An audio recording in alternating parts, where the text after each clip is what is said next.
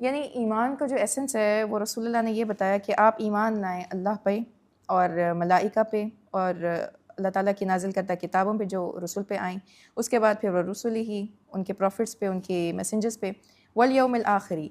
ایسا دن جو ابھی قائم ہوا ہی نہیں ہے. یعنی کہ یہ ساری وہ چیزیں رسول اللہ صلی اللہ علیہ وسلم نے کاؤنٹ کی ہیں غیب کی کیٹیگری میں، ایمان کی کیٹیگری میں، جو ابھی تک آپ نے اور میری آنکھوں نے اس طرح سے دیکھی نہیں ہے. یعنی اگر ایک مسلمان امت کی، رسول اللہ کی امت کی بات کریں، کیونکہ ہم نے پروفٹس دیکھے نہیں ہیں اس طرح سے، کیونکہ ہم شروع کے ادوار میں نہیں ہیں، تو اس حساب سے ہمارے لیے یہ چیزیں انسین ہیں. اسپیشلی چلے پروفٹس تو مظہر ہیں اللہ تعالیٰ کے ایک مشن کا نا، لیکن باقی جو اس میں کوڈنگ ہوئی ہے نا، ان تؤمن باللہ وملائکتہ، ٹوٹل انسین، وکتبہ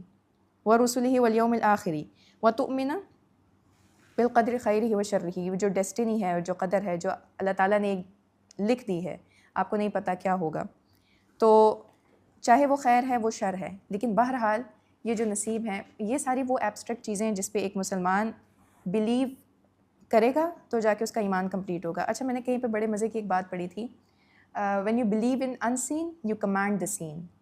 جب آپ کی دسترس ہو جاتی ہے ایک کنکریٹ چیزوں پہ، دنیا آپ کی ہو جاتی ہے جب آپ جو ہے نا ایک انسین پہ، ایسا انسین جو قابل ہے جس پہ ایمان رکھا جائے، تو یہ وہ سارے ایلیمنٹس ہیں. وہ میں نے کسی اسکالر کی ڈیفینیشن پڑھی تھی نا کہ ایمان بالغیب جو ہے نا وہ ہوتا ہے کہ آپ ایمان بالغیب سے ایمان بالمشاہدہ کا سفر کرتے ہیں نا. ہاں ایگزیکٹلی، تو اسپریچولی ایلیویٹ ہوتے ہیں.